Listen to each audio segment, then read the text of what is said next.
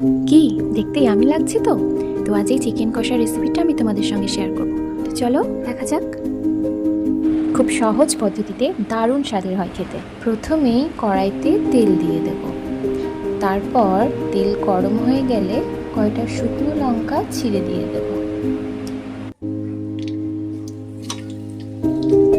এখন নাড়াচাড়া করার পর পেঁয়াজটা দিয়ে দেব, তারপর কিছুক্ষণ নেড়ে পেঁয়াজটা লাল লাল করে নেব। এরপর পেঁয়াজটা লাল হয়ে গেলে কুচি করে রাখা টমেটোগুলো দিয়ে দেব। কিছুক্ষণ নেড়ে নিয়ে এরপর এর মধ্যে দিয়ে দেব আদা বাটা। আদা বাটাটা দেওয়ার পর আমি কিছুক্ষণ কষে নেব। এরপর আমি এর মধ্যে দিয়ে দেব শুকনো লঙ্কার গুঁড়ো। আমি অলওয়েজ বাড়িতে তৈরি লঙ্কার গুঁড়ো ইউজ করি।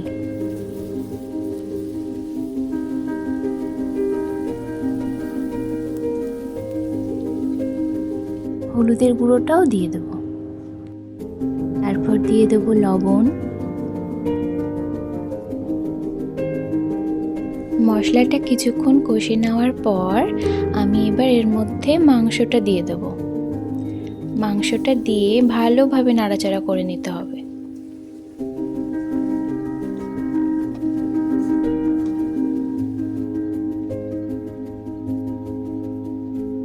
পরিমাণ মতো দিয়ে দিলাম কাঁচা জিরের গুঁড়ো এবং ভাজা মরিচের গুঁড়ো। ভালোভাবে নেড়ে নিয়ে এবার ঢাকনাটা দিয়ে দেব।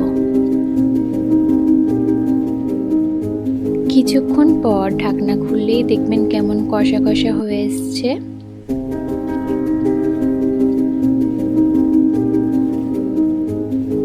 এরপর আমি একটু নেড়ে নিয়ে খুব অল্প পরিমাণ জল অ্যাড করে দেব।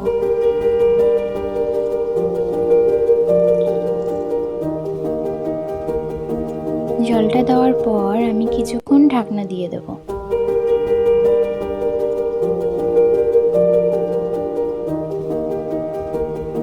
কিছুক্ষণ পর আমি ভেজে রাখা আলুগুলো দিয়ে দেব। আলুটা দিয়ে খুব ভালোভাবে নেড়ে চেড়ে নিতে হবে।